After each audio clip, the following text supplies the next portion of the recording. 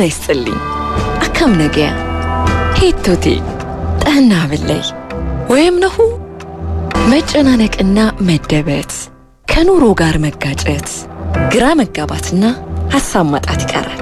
ወደው በኪነ ጥበብ የሙዚቃ የጨዋታና ቁም ነገር ዓለም አብረን እንጓዛለን። ሁሉም ጥሩ ይሆናል።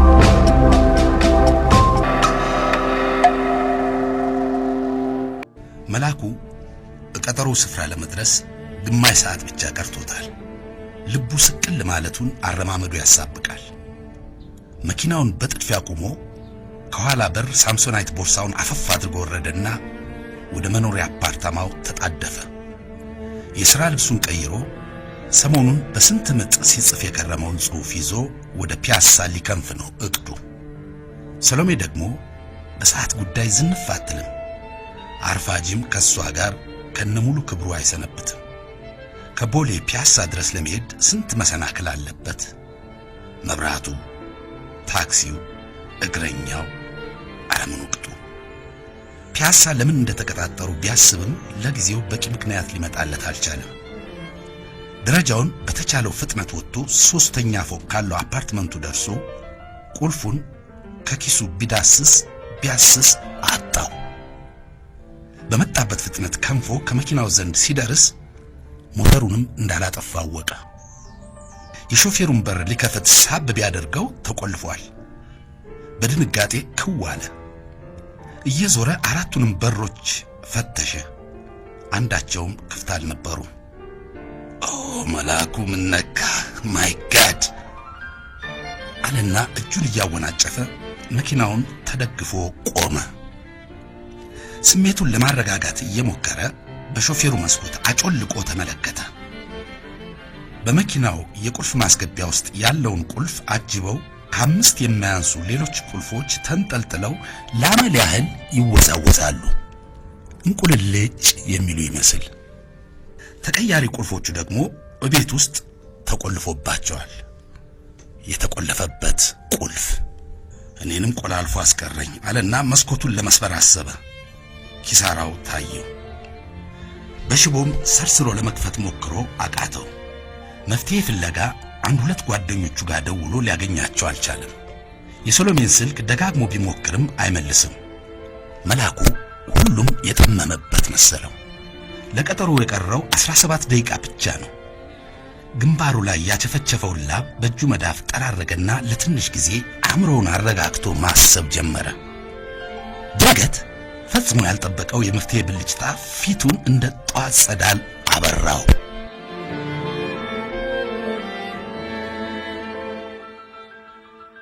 ሰሎሜ በጣም ደክሟታል። የምትሰራው መካኒሳ አካባቢ ሲሆን የግዷን ነው ወደ ፒያሳ ያቀናችው። ማርፈድ አትወድም።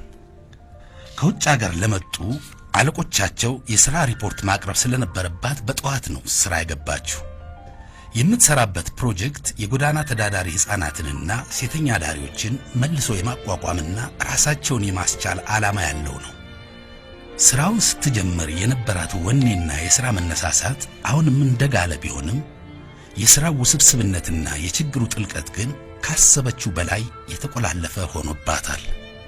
ድህነት የችግር መንስኤ ነው ወይስ ጦስ የሚለው ጥያቄ ቀላል መልስ እንደሌለው ከተረዳች ሰንብታለች።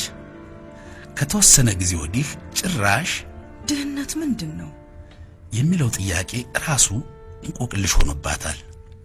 አሁን እንደገባት ከሆነ አንድ የጎዳና ተዳዳሪ ሕፃን ወይም ሴተኛ ዳሪ ችግራቸውም ሆነ ማንነታቸው ከህብረተሰቡ ሁኔታ ተነጥሎ የሚታይ ሳይሆን የተሳሰረና የተጠላለፈ ነው። ድህነት ከባህል ጋር የተዋደደ ያስተሳሰብ ደባል እንጂ ቀንድ ያለው ጭራቅ አለመሆኑ ለሰሎሜ በቅጡ የገባት ራሷን እዚህ ሥራ ውስጥ ሙሉ ለሙሉ ካስገባች በኋላ ነው። ሰሎሜ ከመካኒሳ ፒያሳ ለመድረስ የወሰደባት 45 ደቂቃ አካባቢ ነው። በየቀኑ የራሷን መኪና አትነዳም። በሳምንት 2 ቀን ታክሲ ትጠቀማለች። መኪና መንዳት ከሰው ያርቃል የምትለው አባባል አላት። በታክሲ ከሲኤምሲ መካኒሳ ለመሄድ እስከ 1 ሰዓት ተኩል ይወስድባታል። ከሁሉ ሰው ጋር ታወራለች። አንዳንዴ ሊለክፏት የሚሞክሩ ጎረምሶች ባጭር ጊዜ ወዳጆቿ ሆነው ይወዳቸውን ሲዘከዝኩላት ይገኛሉ። ሰው አትፈራም። ለዚህ ደግሞ በጣም የጠቀማት ለሰው ሁሉ ያላት እውነተኛ ፍቅር ነው። ትንሽ፣ ትልቅ፣ ደሃ፣ ሀብታም፣ ገጠሬ፣ ከተሜ ልዩነቱ አይታያትም። ሰዎች ቆንጆ ነው፣ አስቀያሚ ነው ሲሉ የምሯን ግራ ይገባታል። ፍቅር ሊያስይዘው ለሚችለውና ለሚያገባው ሰው ካልሆነ በቀር ለሌላው ሰው ሁሉ በሰውነቱ ያለው ውበት አይበላለጥም ትላለች። ለፍቅር የሚከፈተው አይናችን ብቻ ነው በማዳላት ሌላ አይነት ውበትን በማየት በተለየ ፍቅር የሚወድቀው። ከዛ ውጭ ግን ሁሉም ሰው እኩል ነው የሚያምረው ብላ ሽንጧን ገትራ ትሟገታለች። ብዙም የሚያምናት አላገኘችም እንጂ።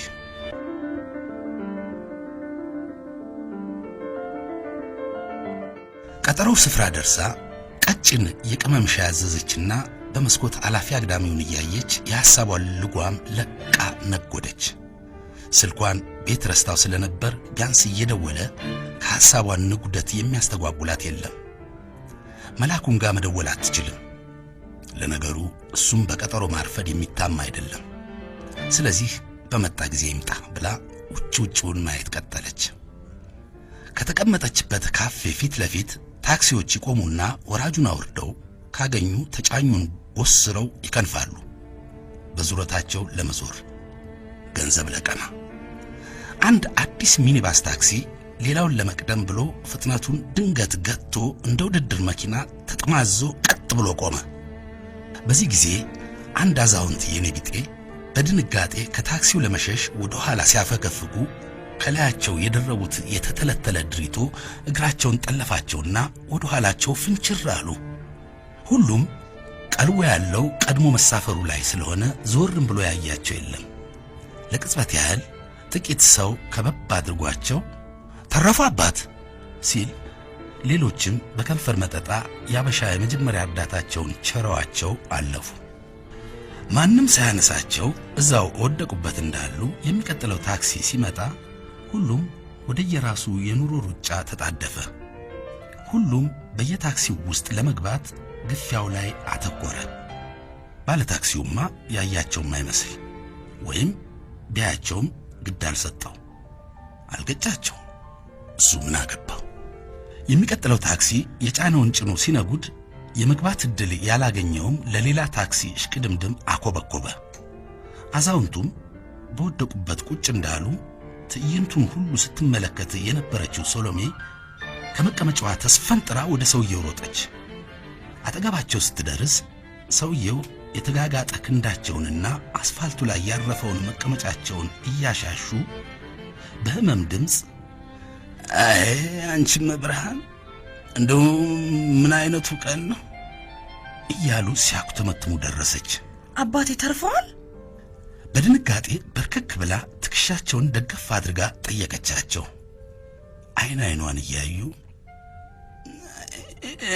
ልጄ ቤቴ አትረፋኛለች፣ መትረፉንስ ብቻ እንደው ሰው ሳንቲም እንኳን ሲወድቅበት ግድ ይለዋል፣ አጎንብሶም ያነሳል። ደሃ ከሆነ ግን አይወልሽ ማንም ከቁባይ ቆጥርሽም እግዚአብሔር ያክብርሽ እመቤት ያለው ትበልሽ ልጅ አሉ ለመቀመጥ እየሞከሩ። ማን ነው ስሙ አባባ? ስማቸውን ስትጠይቃቸው ገርሟቸው አሁኑ በአትኩሮት እያዩት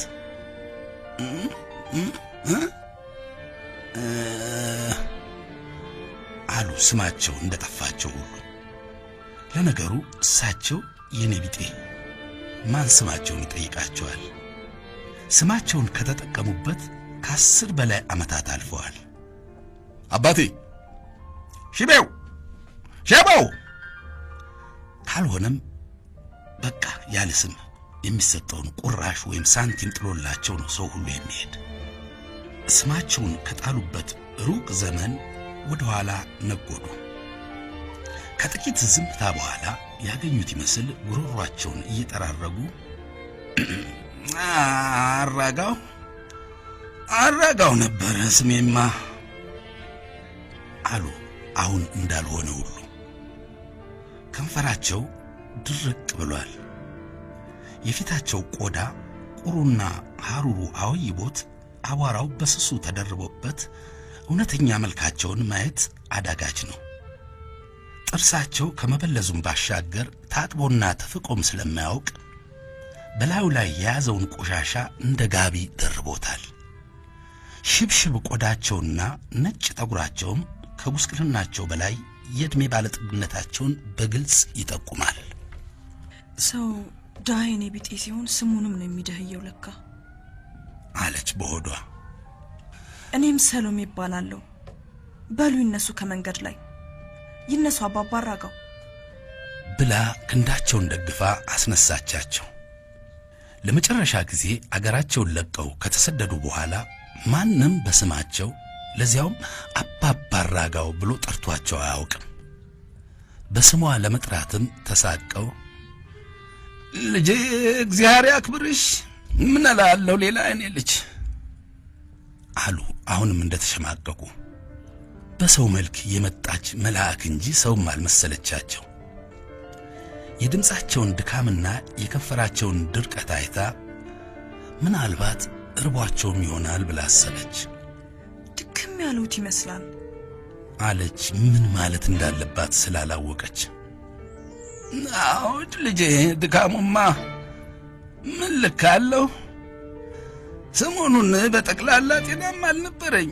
ተጋድሜ ነው የገረምኩት። ደግሞ ከመሙም በላይ አሁን የጎዳኝ ረሃቡ ነው። ትንሽ አንጀቴን ማስታገሻ ላግኝ ብዬ አሁን ጥላ በረድ ሲል ነበር እኮ ወዲህ የመጣው። ክፉ ቀን በእንቅርት ላይ ጆሮ ገድፍ አሉ። አተነፋፈሳቸውም ፈጠን አለ። የትንፋሻቸው ጠረን ጠንካራ ነው።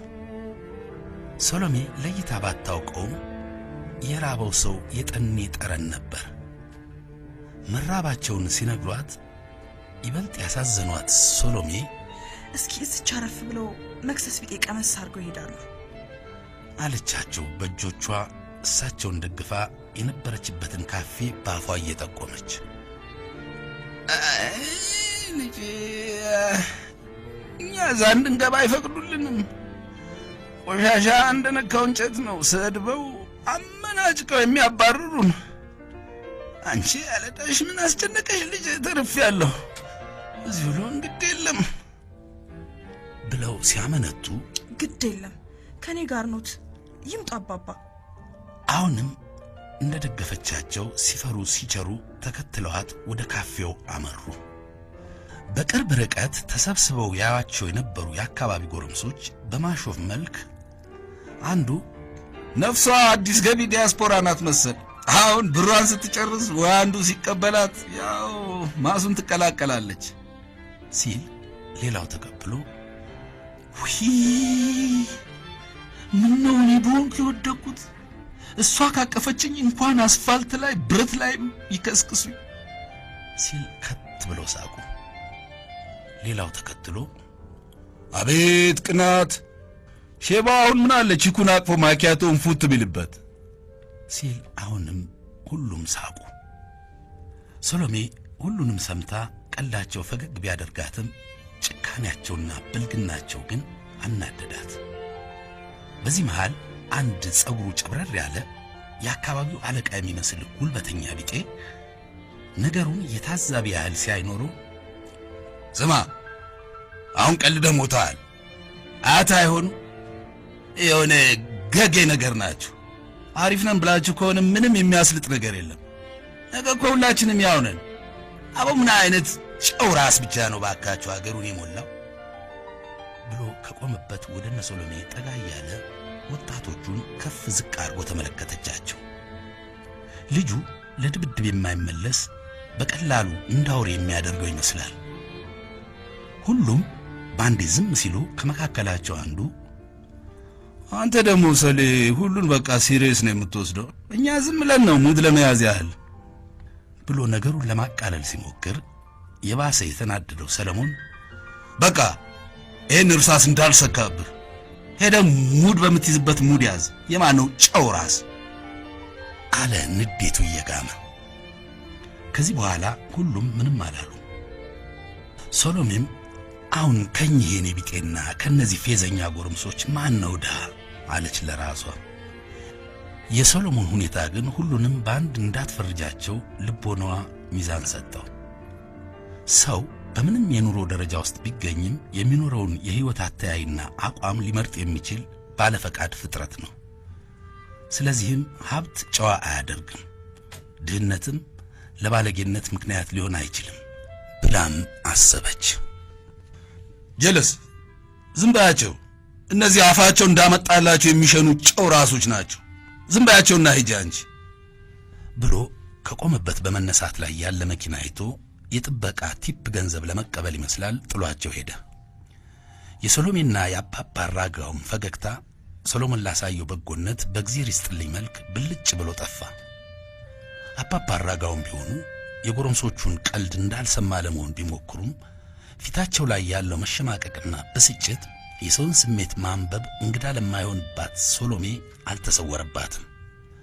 አሁንም አዛውንቱ አሳዘኗትና አባባ ያገሩን ጎረምሳ ሁሉ እኮ አስቀና ነው ብላ ነገሩን በቀልድ ለማርገብ ፈገግ ስትል እሳቸውም ፈገግ ለማለት ሞከሩ፣ ከህመም ስቃያቸው እየታገሉ።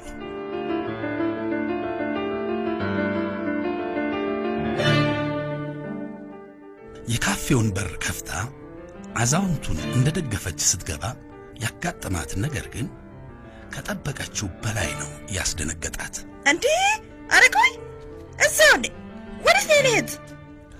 አለች አንድ አስተናጋጅ ቁጣን፣ ግራ መጋባትንና ከፊል መጸየፍን በሚገልጽ የፊት መጨማደድ። ሶሎሜም ይቅርታ፣ አሁን እዚህ አስፋልት ላይ መኪና ገፍትሯቸው ወድቀው ነው። አሟቸዋል፣ ደግሞ ምርቧቸዋል። ትንሽ ነገር ይቅመሱና አረፍ ይበሉ ብዬ ነው። ከኔ ጋር ናቸው አለች በተረጋጋና በለሰለሰ ድምፅ። የኔ ብጤ ጋዜጣና ማስቲካ ነጋዴ ምናምን ማስገባት አይፈቀድም፣ ደንበኛ ይረብሻል። ከፍለሽ ውጪ ልጃቸው አለቻት። የእግር ጣቶቿ ካደረገችው ክፍት ጫማ ሞልተው የተረፉት ደልደል ጠቆር ያለችው አስተናጋጅ። አንቺ መቆየት ትችያለሽ፣ እሳቸውን ግን ይዘሽ መግባት አይሆንም በሚል የድምፅ ቃና። የምንጠቀመውን እኮ ያው ገዝተን ነው። እስኪያቸው አንቺ ሳያሳዝኑሽም እንዲህ ያቃሰቱ? ላንቺም እኮ አያትሽ ሊሆኑ ይችላሉ አለች ሶሎሜ አሁንም በትዕግስት። በካፌው ውስጥ የተቀመጡት ተስተናጋጆች ያልጠበቁትን አንዳች ተውኔታዊ ትርኢት የሚያዩ ያህል አይኖቻቸውን አንዴ ወደ አስተናጋጇ አንዴ ደግሞ ቡትቶ ለብሰው ቆንጆዋን ወጣት ደገፍ ወዳሏት የኔቢጤ እንዲሁም በሶሎሜ ላይ ያቀያይሩ ጀመር። አረንጓዴ ጉርድ ቀሚስና በከፊል የወየበ ነጭ ውጥርጥር ያለ ሸሚዝ የለበሰችው አስተናጋጅ ቁጣዋ እየናረባት፣ ነገርኩሽ እኮ እኛ እዚህ ተቀጥረን ነው የምንሰራው። ይሄ በጎ አድራጎት ድርጅት አይደለም። የወደቀ የኔቢጤ ሁሉ የሚታከምበትና የሚረዳበት ጤና ጣቢያ አይደለም ነው የምልሽ። ደግሞ አያቴ ይሁኑ አይሁኑ አንቺ አትነግሪኝም። አባ በእናትሽ አትረብሽና አለች እየተመናጨቀችና አላሳልፍም በሚል መንገዳቸውን እየዘጋች። ይቅርታ ይሁንልሽ የኔ መቤት፣ የምትይ ይገባኛል። ግን ደግሞ ማንም ሰው ዳም ቢሆን ሀብታም ከፍሎ እስከተስተናገደ ድረስ ሊከለከል አይገባም። አሁን እዚህ ለልመና ሳይሆን ለመስተናገድ ነው የመጣ ነው። አንቺ ልትረጅን ካልቻልሽ ወይ ባለቤቱን ወይም የካፍቴሪያውን ኃላፊ ማናገር እፈልጋለሁ አለች ሶሎሜ ራሷን ለማረጋጋትና ነገሩን በትክክለኛ መንገድ ለመፍታት እየሞከረች። ትዕይንቱ የበለጠ የተስተናጋጆቹን ሁሉ ቀልብ እየሳበ ሄደ።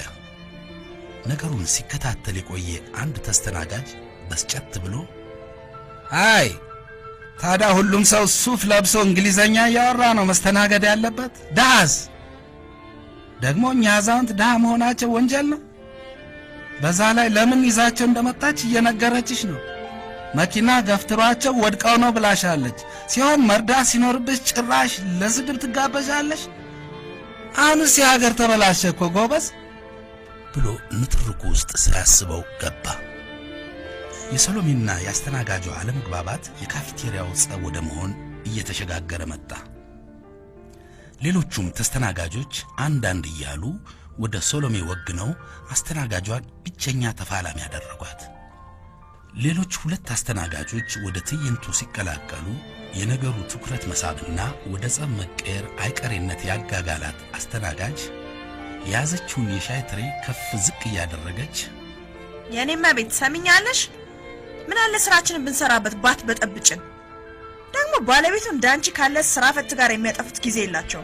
ከፈለክ ሰውዬሽን አዝለሽ መዞር ትችያለሽ። ፊልም የምትሰሪ መሰለሽ እንዴ? የኛ ዘመናይ የልቆን ስራችንን አትበጥብጭን። በህግ ከፈለክሽ ራስሽ መስተናገር ትችያለሽ ብላ ጸቡን በሷና በሶሎሜ መካከል ለማስቀረት ይመስላል የሌሎቹን ጉረፋ ጆሮ ዳባ ልበሳለች። አባባ አራጋው ግን የነገሩ አካሄድ ፈጽሞ አላማራቸውም። ጸቡ ውሎ አድሮ ለሳቸውም እንደማይጠቅማቸው ገብቷቸዋል። አስተናጋጇን ብትሆን ነገሩ በዚህ ደረጃ ይካረራል ብላ አላሰበችም። እንግዲህ ለልጄ እባክሽ በእኔ ጦስ መዘዝ ውስጥ አትግቢ፣ እኔው እንዳመጣብኝ እችላለሁ አሏት ሶሎሜን ከካፌው ለመውጣት እየተዘጋጁ። በዚህ መሃል አንድ ሰው ከውስጠኛው ክፍል እነርሱ ወዳሉበት ተጠጋና ምንድነው ነገሩ እንዴ? ምንድነው የሁሉ ግርግር? ችግር አለ አለ ወደ አስተናጋጇ እየተመለከተ። የሷን መልስ ሳይጠብቅ ወደነ ሶሎሜ ዞር ብሎ ችግር አለ? ይቅርታ፣ እኔ የቤቱ ባለቤት ነኝ፣ የምረዳችሁ ነገር አለ አለ የግርግሩን መንስኤ ለማወቅ መልስ እየጠበቀ። አስተናጋጇ ጌታዋን እንዳየች ውሻ የቁጣ ጅራቷን ሰብስባ ምን እባክህ ጋሽ ዳንኤል፣ ይኸው የኔ ቢጤ ይዛ መታ ወድቀው ነው ምናምን እዚህ ረፉ ትላለች። አይፈቀድም፣ ይሄ ሆስፒታል አይደለም ብላት ከኔ ጋር ሙግት ገጥማ ቤቱን ሁሉ በጠበጠችው ብላ የሶሎሜን ወንጀል አግንና የብጥብጡን መንስኤ ከሽና አቀረበች። ተስተናጋጆቹ ደግሞ የመጣው አዲስ ሰው ባለቤት ሊሆን እንደሚችል በመገመት የእርሱን ፍርድና የሚቀጥለውን ትርኢት ለማየት አንገትና ጆሮአቸውን አሰገጉ። የነገሩን ግለትና የካፌውን ውጥረት የተረዳው ዳንኤል እሺ በቃ አሁን እናንተ ወደ ስራችሁ ሂዱ፣ የሚያስፈልገውን ያደርጋለሁ ብሎ በተረጋጋ አቀራረብ ወደነ ሶሎሜ ዞሮ ችግሩን ለመረዳት ሞከረ።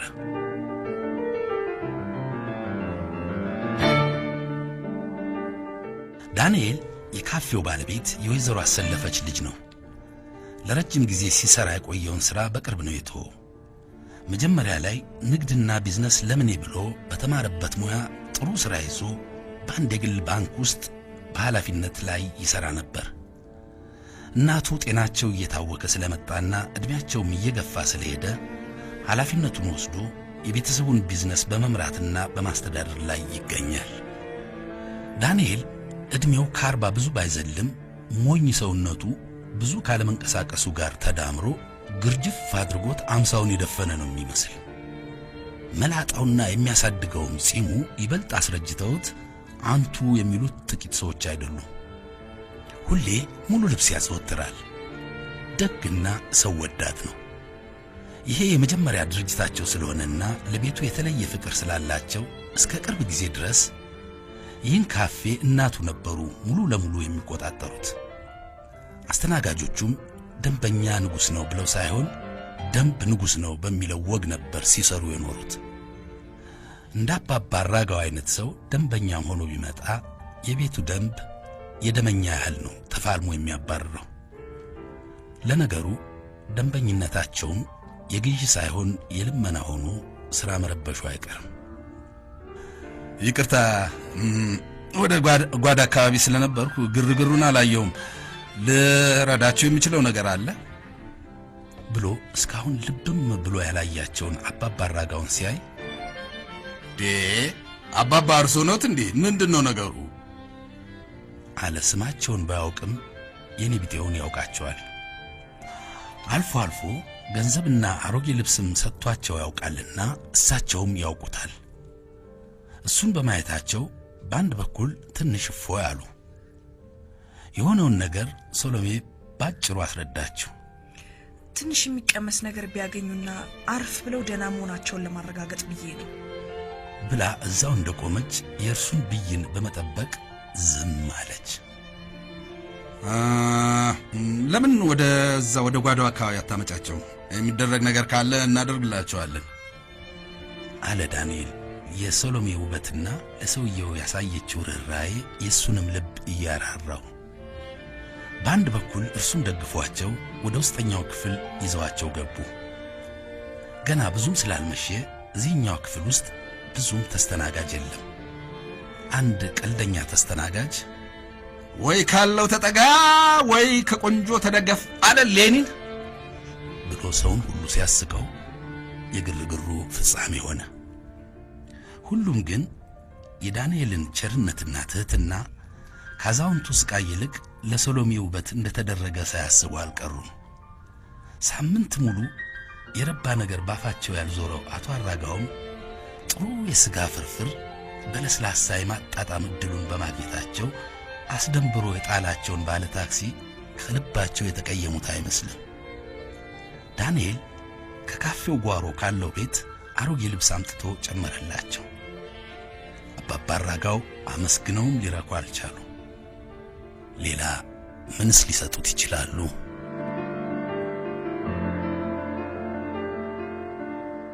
ሰሎሜ በአጭር ጊዜ ከተከናወነው ፈጣን ድራማ ለመውጣት እየሞከረች አባባ አራጋውን ፈዛ ማየቷን ቀጥላለች። አጠገባቸው የተቀመጠው ዳንኤልም ጓደኞቹን ረስቶ የባጤ ቆጡን ያወራል፣ ይጠይቃል፣ የሰሎሜን ቀልብ ለመሳብ። ሰሎሜም ደግነቱና ትህትናው ስላስደነቃት ደጋግማ እያመሰገነችውና የጠየቃትን እየመለሰችለት ልብ አቅላጭ ፈገግታዋን በመጠኑ ታሳየዋለች። ደግነቱንና አክብሮት የተሞላው መስተንግዶውን ባህሪው ነው ብላ ከመውሰድ ውጪ በሌላ አልተረጎመችው። ሰዎች የሚፈልጉትን አፍ አውጥተው በግልጽ ካልተናገሩ በቀር እንዲህ አስበው ነው የሆነ ድብቅ አጀንዳ ይዘው ነው ብላ አትጨነቅም። በብልህነት ማሰብ፣ በየዋህነት መኖር ነው መርሆዋ። አንዳንዴ ግን የዋህነቷ ብልህነቷን ስለሚያሸንፈው በብልጣብልጦች ትጎዳለች። በየዋህነት መጎዳት ሞኝነት አይደለም። በብልጣብልጥነት መጠቀምም አሸናፊነት ሊባል አይችልም የሚል ፈሊጥ አላት። አሁን አይምሮዋን ወጥሮ የያዘው የአቶ አራጋው ጉዳይ ነው። ቀጥሎ ምን ማድረግ እንዳለባት አሳስቧታል። በልተዋል፣ ደግሞም አሮጌም ቢሆን ልብስ አግኝተዋል። አደጋውም ቢሆን ለክፉ የሚሰጣቸው አይመስልም። የድህነታቸው ጥልቀት ግን ከእድሜያቸው በላይ ነው። እድሜያቸውም ቢሆን ከሰባ የሚያንስ አይደለም። ሰሎሜ ዝርዝር ታሪካቸውን የማወቅ ጉጉት አደረባት። ግን ልትዘጋ የማትችለውን ቧንቧ እንደ መክፈት እንዳይሆንባት አስባ ተወችው። ከ20 ዓመት በፊት ቀያቸውን ጥለው ወደ አዲስ አበባ የመጡት አባባ አራጋው ከአዲስ ዓለማየሁ ፍቅር እስከ መቃብር ጋር የሚተካከል ታሪክ ይዘው ነው የሚዞሩት። ያልታተመ መጽሐፍ። ዛሬ ጎዳናውን የሞሉት ጎዳና አደር አዛውንቶች ሁሉስ ባለ ታሪክ አይደሉ? የነሱ ታሪክ የኛ ታሪክ ነው። ድህነታቸውም የድህነታችን መስተዋት። ያስተናጋጇም የዳንኤልም የባለ ታክሲውም አይነቶች አገሩን ሞልተውታል። እነሱም ታሪክ አላቸው። አባባ አራጋው ነጭ ጺማቸውን እያሻሹ ቀጥሎ የሚሆነውን በመጠበቅ የቀረበላቸውን እንጀራ አሁንም አረፍ እያሉ መቁረሳቸውን ቀጥለዋል። ዳንኤልም የሰሎሜን አድራሻ እንዴት እንደሚቀበል በውስጡ ማብሰልሰሉን ቀጥሏል። በዚህ መሃል አንድ ሰው ራሱን ብቻ ብቅ አድርጎ እነሱ ያሉበትን ክፍል አማተረ። ሰሎሜ በአንድ ጊዜ ፊቷ ሁሉ ጥርስ በጥርስ ሆኖ መላክ እዚህ ጋር ወደዚህ ና ብላ ለቅጽበት የሰፈነውን የጸጥታ ድባብ አደፈረሰችው። ጀርባውን ለበሩ የሰጠው ዳንኤልም አዛውንቱም ወደ በሩ አቅጣጫ ባንድ ላይ ዞር አሉ። መጨናነቅና መደበት፣ ከኑሮ ጋር መጋጨት፣ ግራ መጋባትና ሐሳብ ማጣት ይቀራል። ወደ ውብ የኪነ ጥበብ፣ የሙዚቃ፣ የጨዋታና ቁም ነገር ዓለም አብረን እንጓዛለን። ሁሉም ጥሩ ይሆናል።